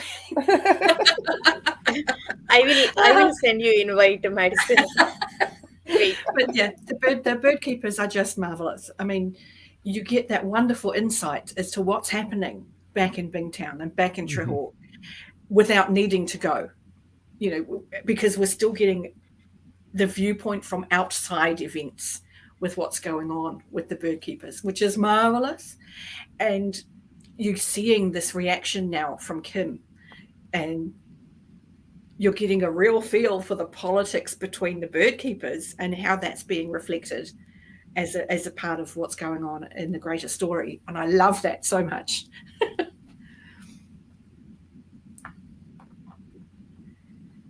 I was going to ask you, Madison, but then I saw that you were going to your in-laws' place for school day lunch. That's why I did not send you the link. Yeah, I really, really like how she's using these bird keepers. I've seen a lot of different type of epigraph type of devices in things, and I think this is probably one of my favorite uses of that, of using it as a concurrent storyline with the letters. And not only am I just as invested in the bird keepers relationship and the drama that's going on like that, and just all this stuff, and seeing that Kim is in the pay of the Finbrooks or whatever, and he is, oh, and we had confirmation in this book that he is using the pigeons as meat, Yeah. which Yeah. is really really nice, like setup from the first one.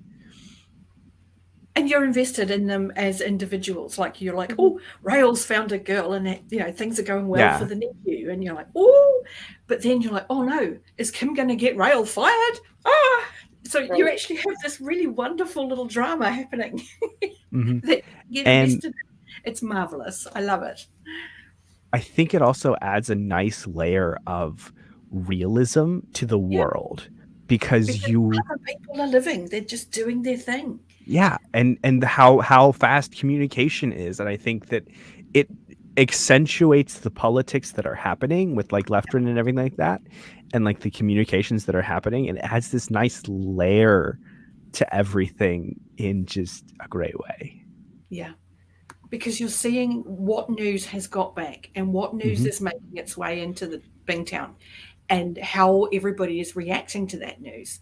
Hmm. Um, which again, it's just being done in such a subtle way that I mean, it could very well have come across as info dumpy, and yet Yeah. it doesn't. You're reading it and you're just gaining that knowledge organically through this little backstory that's happening back Hmm. in the Burkeepers, and you do get enough mystery in that story of wait a minute, okay, so Hest's dad is sending these messages, and Hest is sending these messages, and Hest's mum is sending messages, Mhm. Hmm. and you're getting a sense for the miscommunication and who's talking to who and who's not talking to who, and I love it because you also then get the occasional little message from Elisa's parents who are just pretty worried about it, and Selden's parents, Cedric's parents, who are like, could he maybe get in touch? We haven't heard.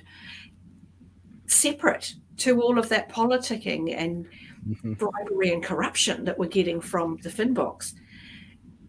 Life is going on Yeah. for all of these communities while the kids have gone. I love it. I love it so much. And I think the whole like, hey, so in, I think it was Dragon Haven, where they're like, we're gonna send a box of birds upriver. It was the Yeah. equivalent of hey Cedric, can you like give us a call when you're near a payphone? Yeah, very much. Very much. And the fact that when Leftrin returns to Kasserek and Trahog, that he's then gone, you sent us off knowing that we may not come back. Yeah. So, do you know what? I'm just going to give you what you paid for. Bye. And I loved that so much. It Right? was That great. my favorite scene, honestly, in this book. Like, Yeah. so many Yeah. things came together there. Yeah, because we also got a quick look at the fact of just how profound the changes have been to Tarman with that finding of the Wizardwood log so early back in Dragonkeeper, and the changes it's given Tarman. Because Tarman's the oldest one. You know, we have to remember that. He was the very first boat made of Wizardwood. So how long had he been aware before the live ships with figureheads that were quickened came to life and could speak? How long had Tarman been sentient and aware before that? He's been around a long time. Mm-hmm. And yeah, Tarman, for a character who can't talk, I love Tarman. He's wonderful. He can't talk unless he wants to. Yeah. I have some theories and predictions. If you all read the entire series, please look at us and laugh at our foolishness, but please don't say anything. Okay. Okay. Pete and chat, if you're following with us, actually, if you have only read until City of Dragons, you can also add in my theories. In when Leftrin was leaving Alice before coming to Kasserik, I got this feeling that is this the last meeting between you two? Is this the goodbye? I get this feeling that Leftrin won't survive next book. I don't know why. I got that feeling, but in and now they're also following by Chalcidians. if there is some kind of skirmish or if there is a war, I think we will lose left train. That was my first One theory. And painful theory. yeah, I of course I don't want to happen. Both the Lifton and Carson. Actually, Hobb explored a different theory here. I think we saw that more in Cedric's perspective rather than in Ali's. Many people actually got into this kind of dilemma where Cedric, Sheldon or Cedric, what is his name? Cedric. Cedric.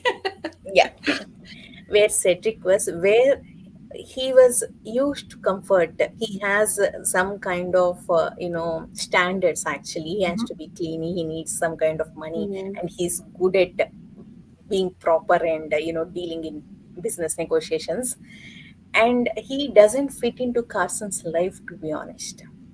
And Carson is completely different. He's like, uh, uh, how to put it? Rough Lovely. and tumble. He's adaptable. All of the He's, things. yeah, yeah.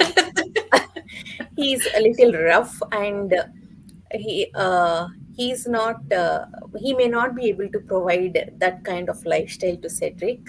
So many people, mostly girls, has to I mean, go through the same dilemma whether they have to choose the comfort life or love. Yeah. That theme actually Hob, The lifestyle I, or the person. yeah, Mhm. Mhm. that I actually do Hob. want to touch with you mentioning Cedric and Hest and the lifestyle. I was thinking about it last night when knowing this conversation was coming and wondering how many people pick up on the grooming aspect of Hest and Cedric. Mhm. And that Cedric was a very young man, very insecure, very unsure of himself. And Hest pretty much found him and molded him to be what he wanted Yes. Cedric to be. And until Mhm. Cedric, gains that connection with Ralta and has to be his own man, he hasn't been his own person his whole life. He lived with his father and was doing what his father wanted. And then he got involved with Hest and was doing what Hest wanted. Mhm. And the the creep factor of Hest in that moment, because Hest, he's beginning to think it now. Oh, well, Cedric did that right, but then I trained Cedric, so Mhm. there's an awful, again, with the themes of agency, the sense that Cedric's never had any agency. Mhm. Mhm. His income, his life, his entire adult being until he went on this expedition was dependent on Hest. He couldn't break those controlling, compulsed behaviors because he'd have had no job, he'd have had no income. What was he going to do? He was trapped in that relationship, like many women are trapped in marriages where they don't have access to the funds, they don't have access to help outside of that relationship. Nor did Cedric. And like Elise, Cedric is an abused spouse to Yep. some degree here. He's and being abused. and he did not even realize And he what didn't even know love. it. Yeah, Mhm. what love can be, how beautiful it can be actually, what it means to love another person, to be loved actually, to be Yeah, respected, that he's getting from Carson. It doesn't mean that he's completely happy. He is feeling useless because he's not good at he doesn't have the anything in that, skills. yeah. And he needs some comfort. He accepts that, I mean, that dilemma. I mean, it doesn't matter actually. It doesn't define. It doesn't. I mean, just because you need comfort, just because you need cleanliness, just because you need money, doesn't mean that you're a bad person. That No, just your choice actually. That yeah. Hobbes did it really well. Actually, it is very Mhm. realistic for us. Actually, this actually shown in a lot of times in Indian media, but so many times people show that person, especially they show for women, they show her as a bad person just because she needs that comfort. It doesn't Yeah, make anyone bad person actually. yeah. It's Every not a person, weakness. Hmm. exactly, Mhm. every person has a right to right for to choice actually. they can choose what they want.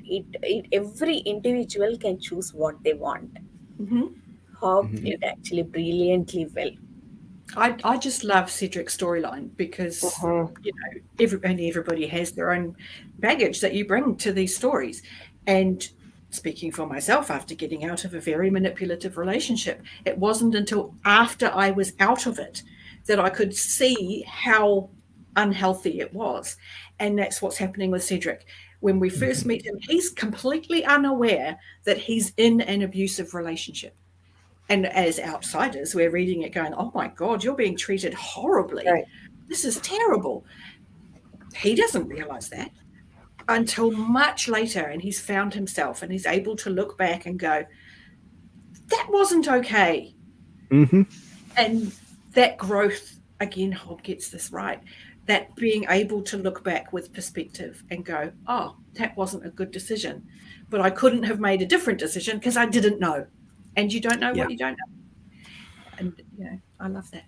I do want a confrontation between Cedric and Hest. I want Hest to be shocked. I want Cedric to hold his ground. I want Hest to be shocked how far Cedric has come. Actually, Mm-hmm.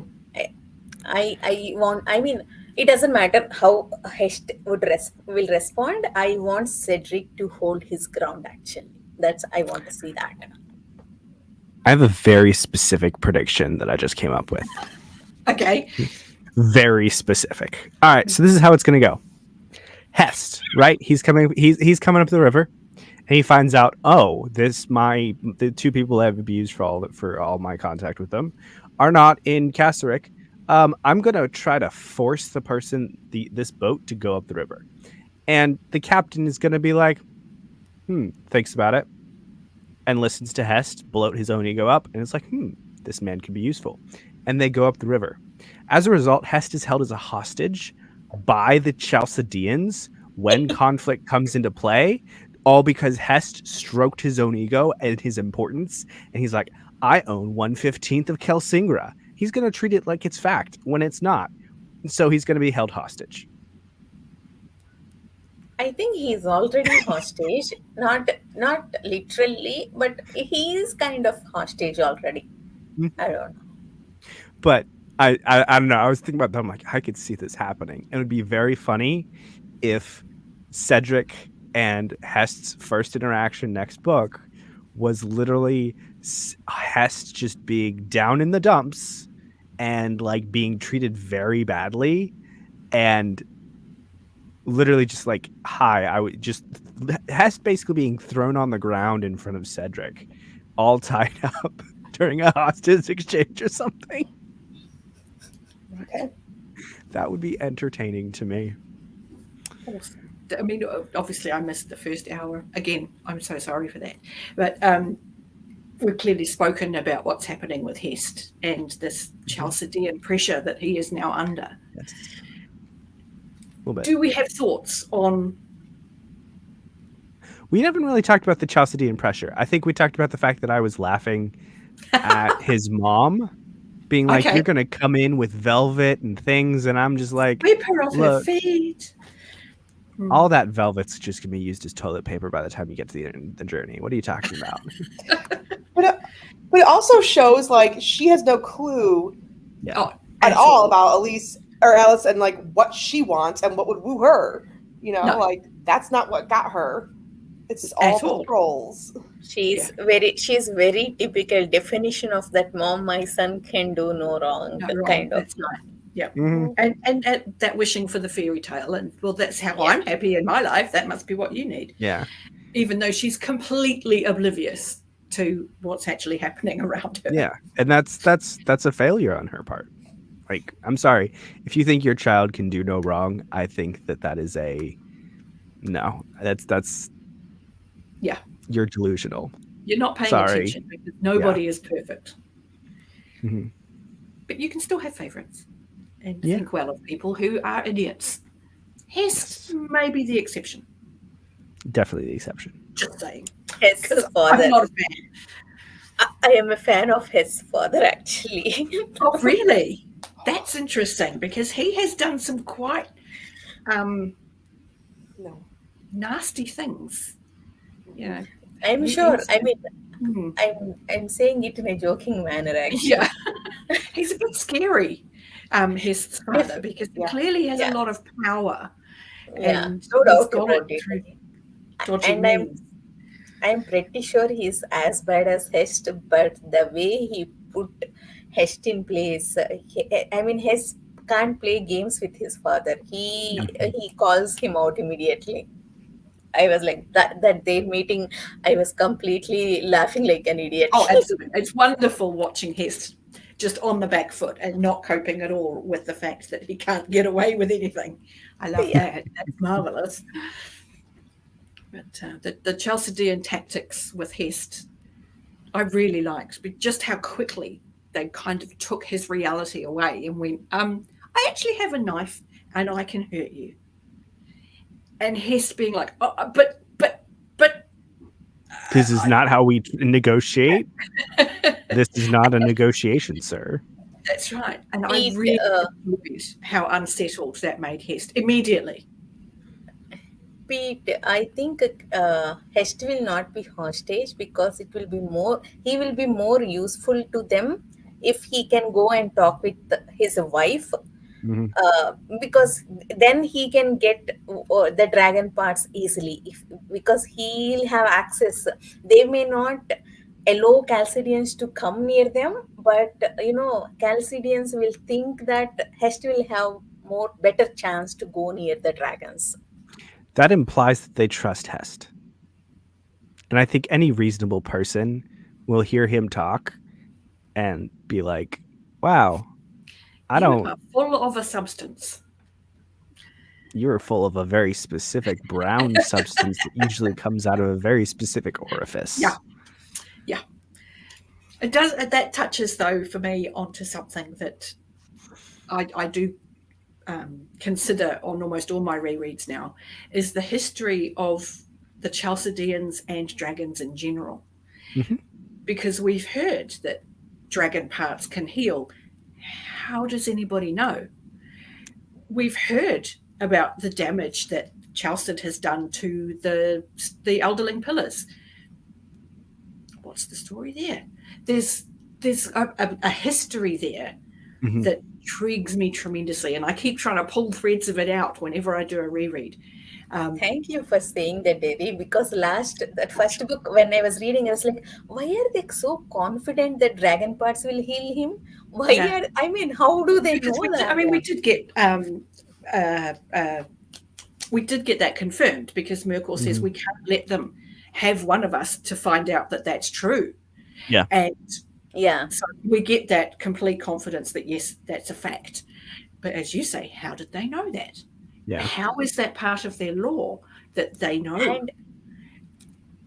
And There's- Pete, in the beginning of the chapter, when we talked about it, actually, that was destroyed, that old fortress, that skill pillar thing. I mean, they did not mention skill pillar, they only mentioned the black tiles, that circle Yeah. where the throne room was. That was actually destroyed.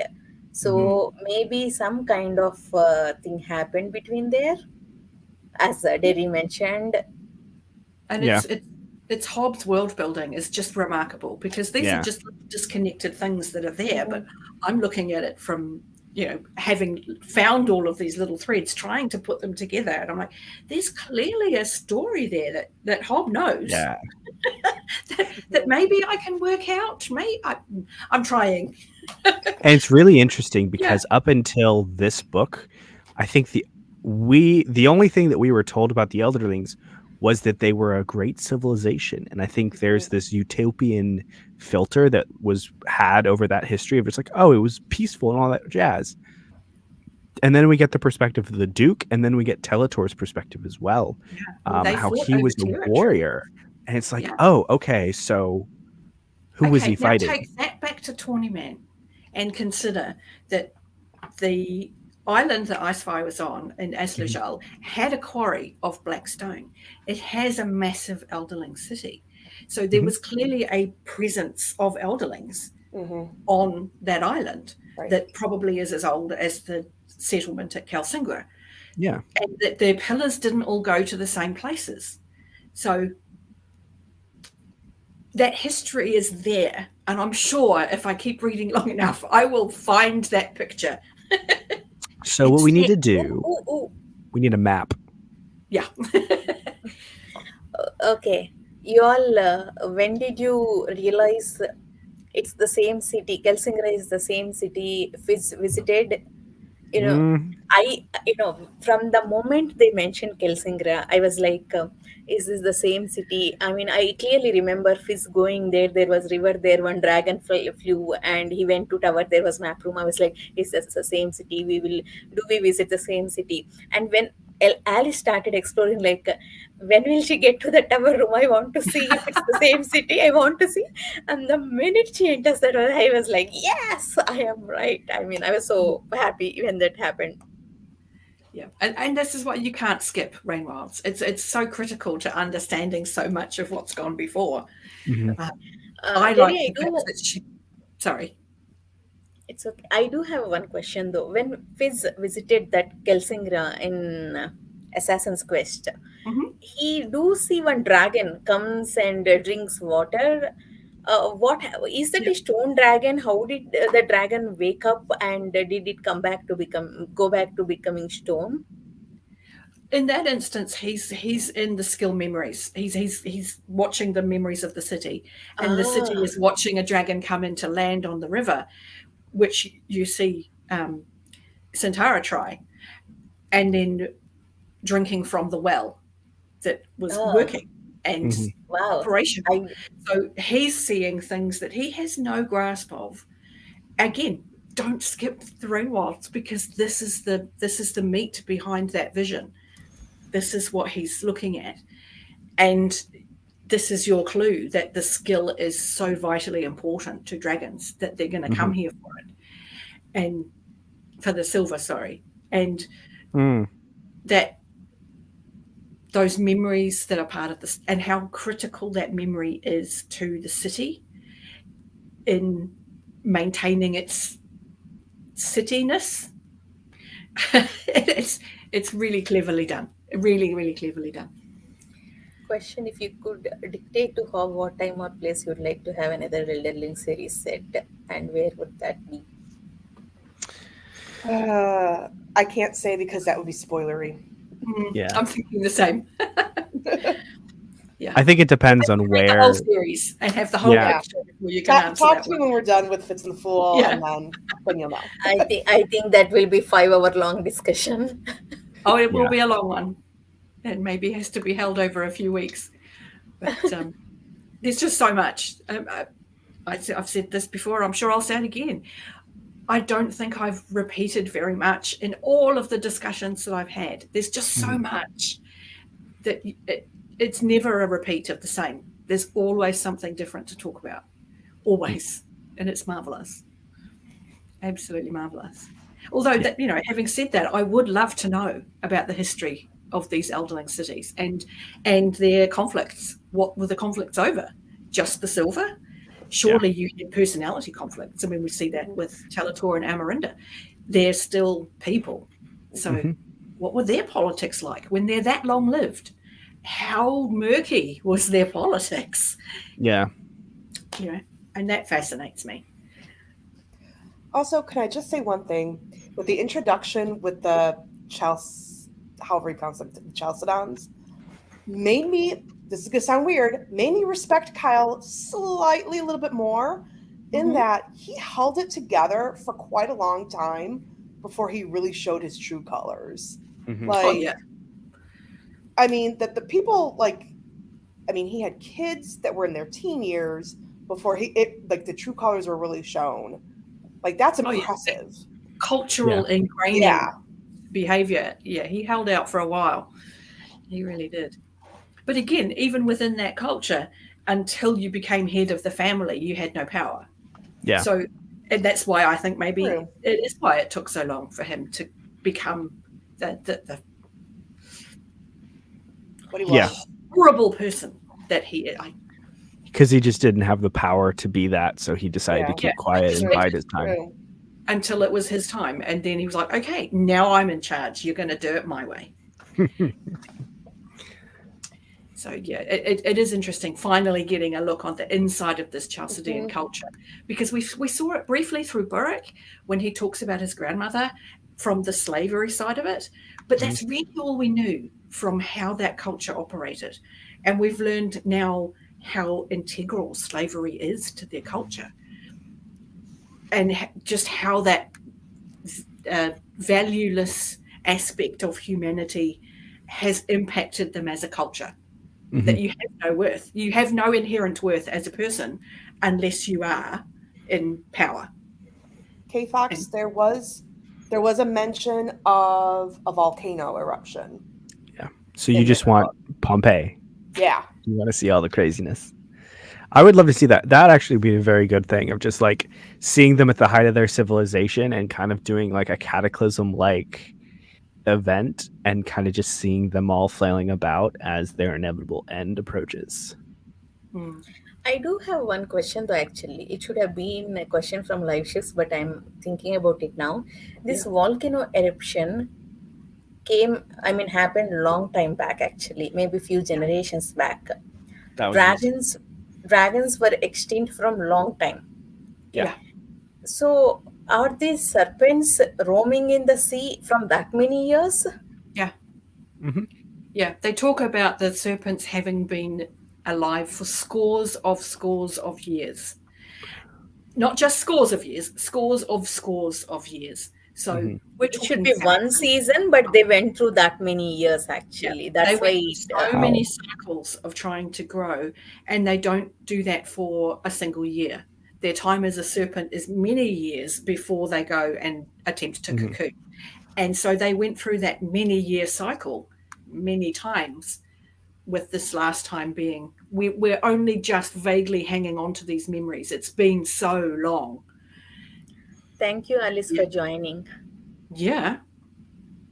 Oh, I love it. You're going to hop. But yeah, it's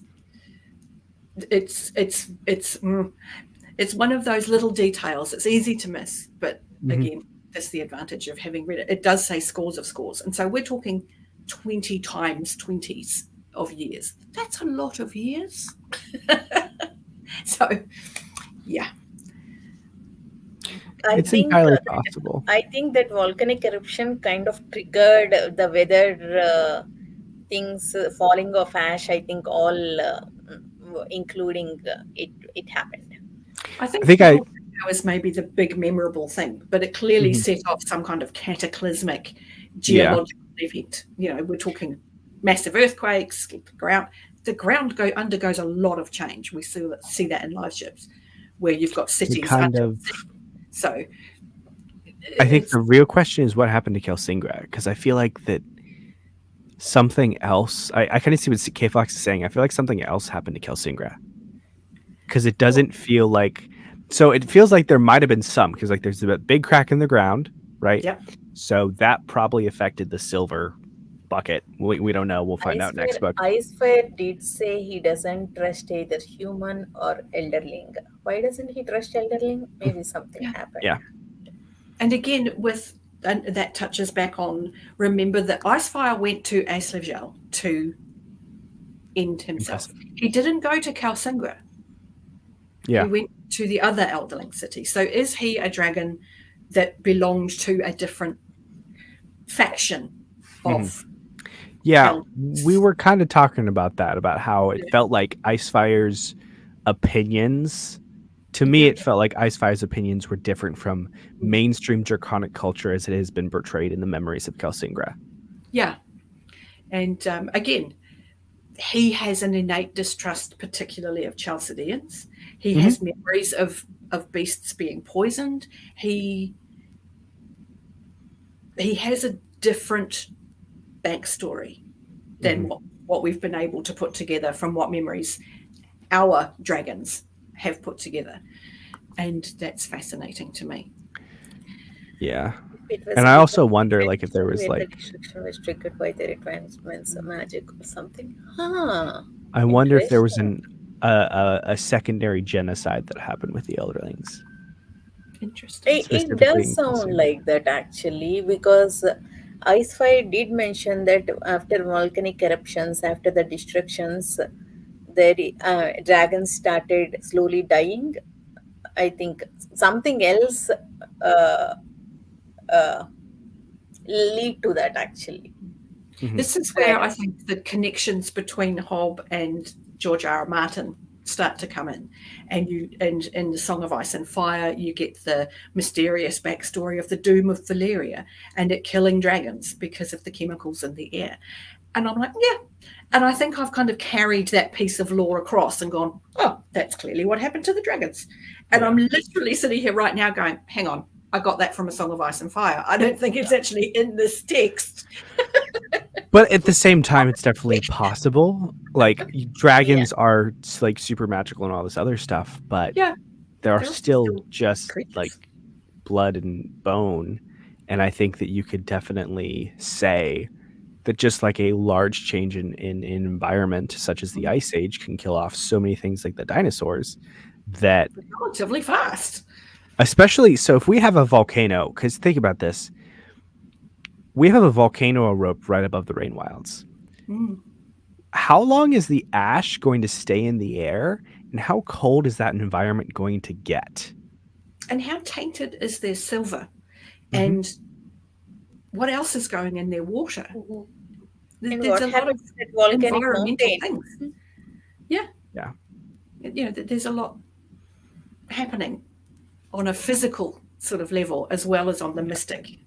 Mhm. But, you know, I wasn't expecting this. I think this part of the world will be done with the next book.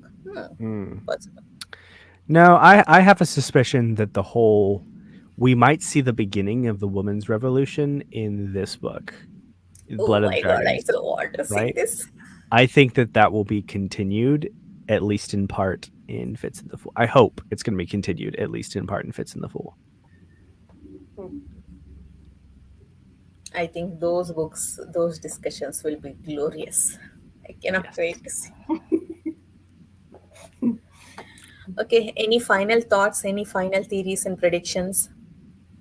Other than blood and secession are the main two, like the success, like carrying on the whole the how do we carry on this legacy type of question, and how do we succeed people is going to be a huge thing in Blood of Dragons, in my just because I I think mean, it ties it together well. there is so much to happen actually in Blood and Dragons. I Mm-hmm. don't know how she'll finish everything in 500 pages. I was like, I want to start today and read. yeah. I endorse this. I think that's a great idea. Surprising nobody. Is there a storyline that you're like that is the one that has to be finished for me? That's the storyline I need the most. Do you have any one that you're particularly strongly about? There are I would. many, I think. I mean, I want to see what happens to Malta's and Rain's kid, that storyline. I mean, Mhm. and I want to see, uh, I wouldn't call it end, but some kind of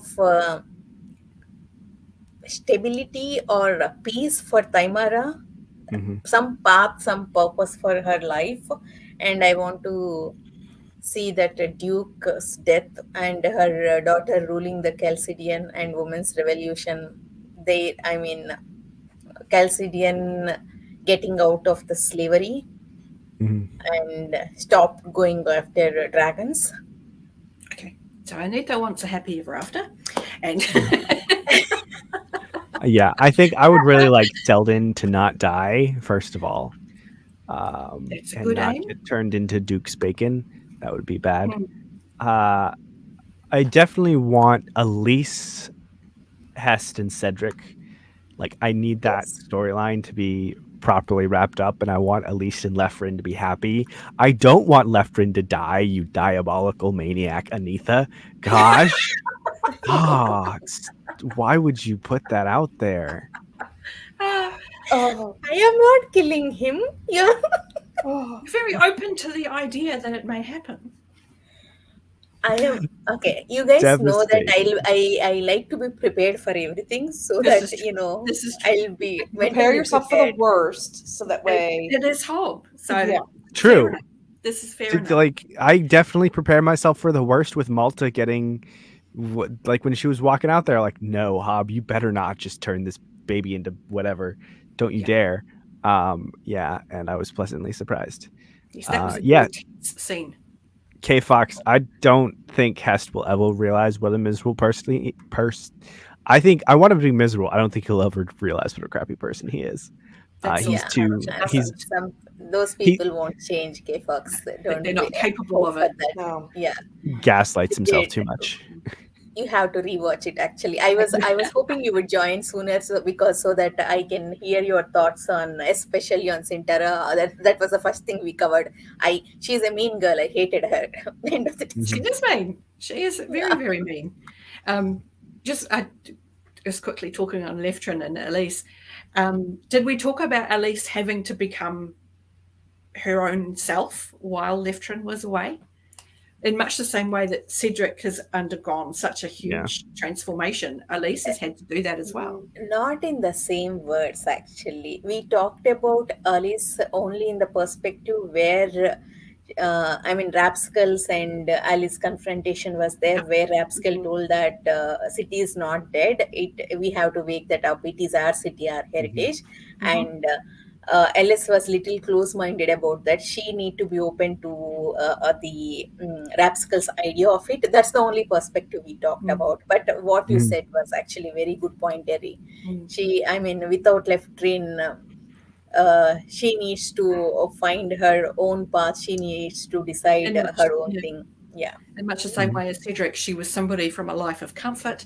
She went from her father's home to her husband's home, where everything was, she didn't struggle for anything. No. She didn't have to do anything. Her idea of going out on an adventure was to have trousers and a hat with mosquito netting. Yay, look at me being adventurous.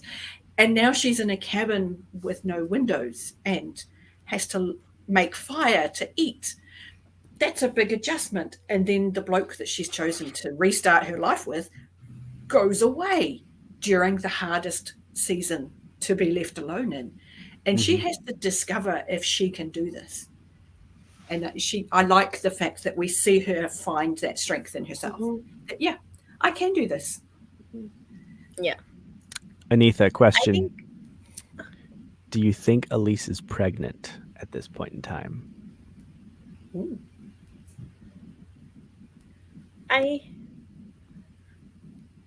Not yet. I don't know. I haven't given it a thought. I don't know. Now she's wondering. Yeah, now you put that in my head. I think Taimara will be pregnant because she's the one who consistently worried about that, talking about that. I think Hobb will make her go through that. I think Taimara will find herself. I won't say happy ending, but I want her to make a decision, find some purpose in her life, be happy with what path she chose. Yes, to be deliberate in her choices. Yeah. Rather than just in the spur of the moment, this is what I'm doing. Yeah. I think though, okay. Totally, Bridget. Try not to be spoilery, but also I would say this comment whether I had not read all of the books, okay? So I feel like this comment is not spoilery because I would say this even if I hadn't finished the entire series. Knowing Hobb and knowing all the themes that she's developed, especially centered around women's autonomy, agency, and reproductive rights, I don't think she would just... I don't think everyone would end up pregnant. I think there would at least be someone who does not get pregnant. Mm-hmm. Absolutely. Because to break that of like, in order to be a woman, you have to bear children. Like in order to be a true woman, you have to bear children. Like I think to be true to Hobb and true to what she's doing in the story, there has to be someone who does not be pregnant. And I would say that comment whether I had read all the books or not. Yeah. And yeah. to be fair, this is why I asked that question. Constantly. Bridget, that's what I thought actually. That's what I thought. Until- If she's pregnant, Hesh will claim. Yeah. But I mean, but they're months apart. The I don't know how difficulty it of is. conception has been discussed through live ships as well as in RainWilds, and why everybody was, reasonably surprised that Jerd got pregnant, because the fertility is not expected Mhm. within these communities. It's difficult to get pregnant. It's dangerous to get pregnant. Even healthy women don't always provide a child at the end of their pregnancy. So the fact that these youngsters are altered, the fact that Elise has now spent so much time around dragons, these are things that we're learning has been affecting the fertility of entire cultures. Fertility and its connection to womanhood are a theme. These women within these cultures have to find purpose outside of motherhood, outside of merely continuing their communities. And I love that. I love that these women have to have skills and function beyond wife and mother. Mhm. And I really love that that's how Hobb's done it. She's done it in a way that's very organic. It feels very natural that women have these other skills. And I also like that we get some kind of information why Rainwild kids, I mean babies, are not surviving, because they're not completely human. They're not completely elderling. There are some, It's sort of tainted. yeah, there are some changes to their bodies and their genetics, and they don't have support from dragons. I mean, now Malta's kid hopefully will get that support. I like that we are getting some kind of background there. Yeah.